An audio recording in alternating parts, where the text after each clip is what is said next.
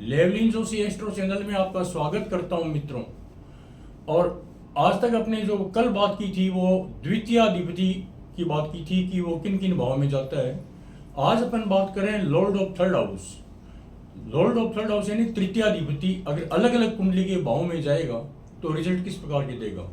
उदाहरण के सामने आपके सामने जो कुंडली है इसको देखिए, ये कन्या लगन की कुंडली है। तो ये प्रथम भाव तो लगन हो गया है, दूसरा भाव देखिए तुला राशि है, तीसरे भाव के अंदर वृश्चिक राशि है। तो तीसरा भाव जो होगा ना, इसका अधिपति जो होगा वो होगा तक लॉर्ड ऑफ थर्ड हाउस यानी तृतीयाधिपति। तृतीयाधिपति अगर मंगल है, अब मंगल किस जगह बैठता है।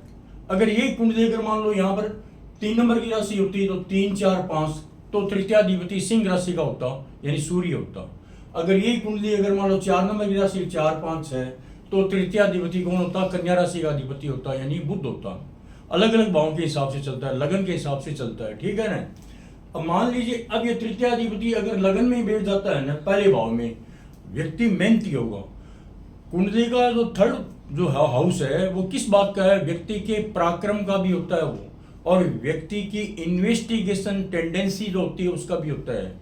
व्यक्ति की बुद्धिमत्ता इंक्लिनेशन किसी चीज के प्रति कितना है, इंक्लिनेशन उसका भी होता है। ये एक प्रकार का इंटेलिजेंस का भाव भी है और पराक्रम का भाव भी होता है, इन्वेस्टिगेशन का भाव है। तो यहाँ पर अपन देखते हैं वो व्यक्ति मेहनती हो जाएगा। लॉर्ड ऑफ थर्ड हाउस अगर सेकंड भाव में इसमें आता है तो सेकंड भाव में देखा जाता है राशि कौन सी बैठी है। अगर थर्ड हाउस की मित्र राशि बैठी है तब तो यहाँ पर बढ़िया काम कर जाएगा, क्योंकि यहाँ पराक्रम का स्थान, ये पराक्रम के, और ये दूसरा जो घर होता है कुटुंब का घर, यहाँ क्या काम करेगा।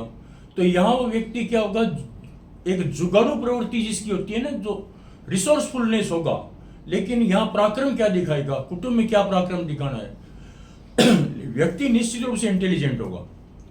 लॉर्ड ऑफ थर्ड हाउस अगर थर्ड हाउस में बैठ जाता है सबसे बढ़िया पोजीशन है। व्यक्ति उद्यम होगा, पराक्रमी होगा, लेबोरियस भी होगा, छोटे भाइयों से प्रेम भी रखेगा। क्यों, उस व्यक्ति के जो छोटे भाई होंगे वो इसके सहयोगी होंगे।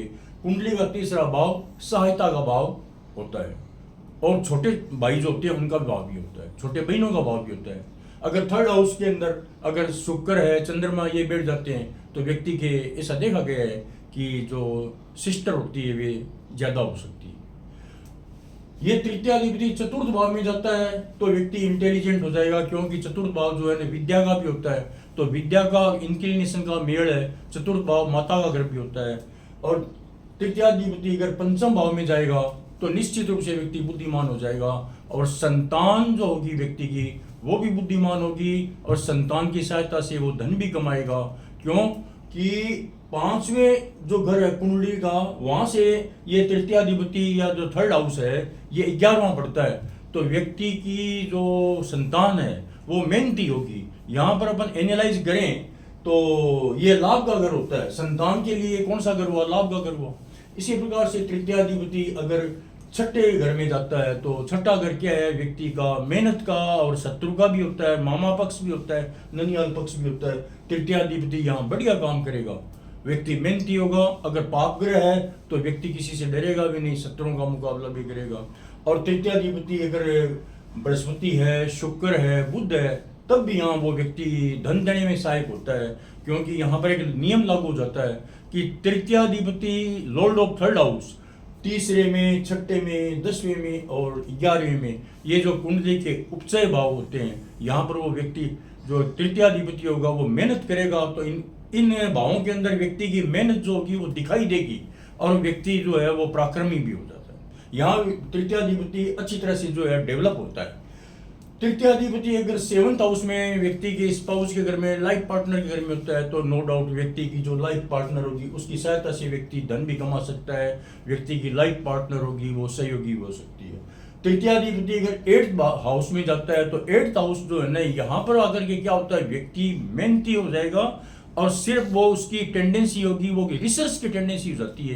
क्योंकि यहाँ पर तृतीयाधिपति इंक्लिनेशन है, इन्वेस्टिगेशन का 8वां घर क्या होता है, एक तरह से शिफ्टिंग का और मेहनत का भी होता है। समाधि स्थान भी कहते हैं 8वें घर को। और 8वां घर जो होता है कुंडली का मृत्यु का तरीका भी बताता है। 8वां घर कुंडली का अंदर होता है वो आयु का भी बताता है। यहाँ पर तृतीयाधिपति है वो व्यक्ति को साइंटिस्ट बना सकता है, यहाँ पर डॉक्टरी पेशे से भी जोड़ सकता है। तृतीयाधिपति अगर 9th हाउस में जाता है तो व्यक्ति अपने पिता के सहयोग से धन कमाएगा, और इसके बाद में व्यक्ति विदेश यात्रा से भी धन कमा सकता है, विदेश में जा सकता है।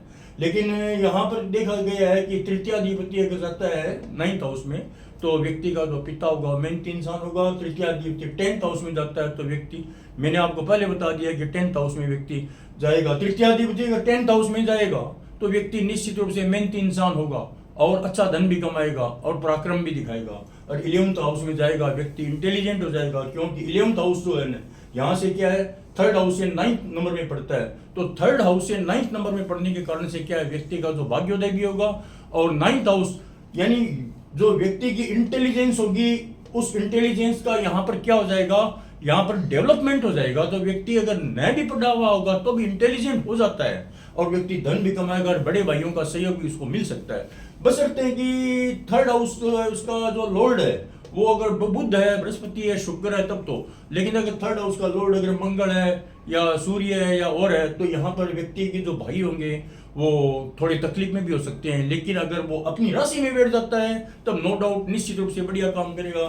तृतीयाधिपति अगर 12th हाउस में जाता है तो व्यक्ति क्या है, विदेश में जाएगा, धन कमाएगा, मेहनत करेगा और वहाँ अपनी खोजबीन जारी रखेगा, अपना इन्वेस्टिगेशन भी जारी रखेगा। इस प्रकार से मैंने आपको 3rd हाउस के बारे में जानकारी दी, आपने ध्यान से सुना है वीडियो को, इसलिए बहुत बहुत धन्यवाद। सब्सक्राइब कीजिए, लाइक कीजिए।